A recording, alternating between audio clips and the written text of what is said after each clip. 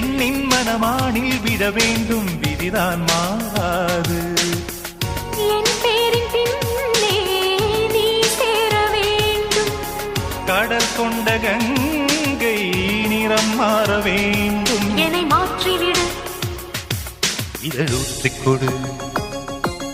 தங்க மகன் என்ற சிங்க நடை போட்டு அருகில் அருகில் வந்தார். ரெண்டு புறம் பற்றி எரியும் மெழுகாக மங்கை உருகி நின்றாள்.